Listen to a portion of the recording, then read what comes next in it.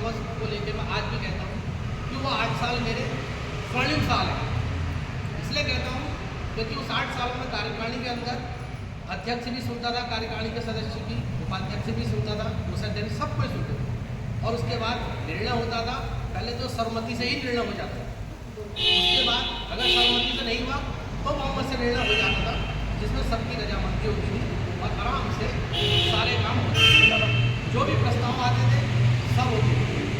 ये उसी बीच का प्रस्ताव है, बीच में जो 10 साल वाला आया है, जहाँ तक मेरी जानकारी है, तो मैं भी उस समय कार्यकारिणी सदस्य था, मुझे ऐसा लगता है।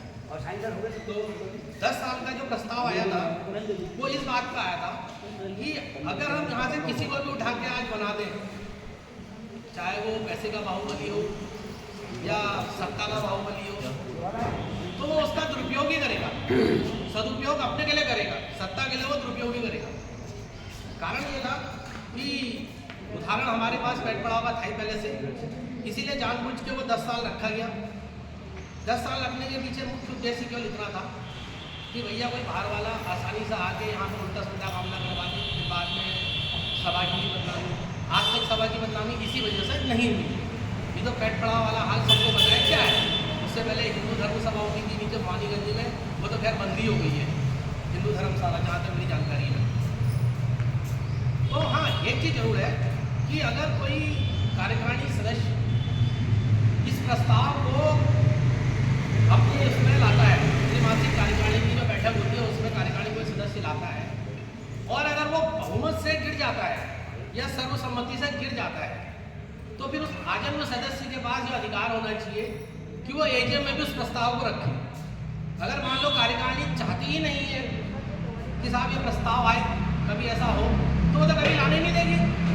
तो एजीएम के पास भी एक प्रस्ताव उसके लिए होना चाहिए विभाग, ताकि वो पूछ सके कि भैया तुमने अगर गिराया है तो किस कारण से गिराया है और क्यों गिराया, ताकि उसको उसकी जानकारी एजीएम में मिल सके।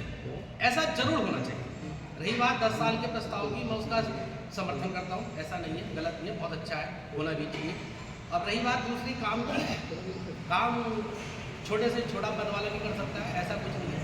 हाँ, ये और बात है कि उसमें अध्यक्ष, सचिव, सांस्कृतिक मंत्री वगैरह इनके नाम आते हैं कभी कहूँ तो वो नॉर्मल सी चीज़, क्योंकि हर जगह ऐसा ही होता है, यहाँ भी वैसा ही है, इसमें कोई नया कुछ है नहीं।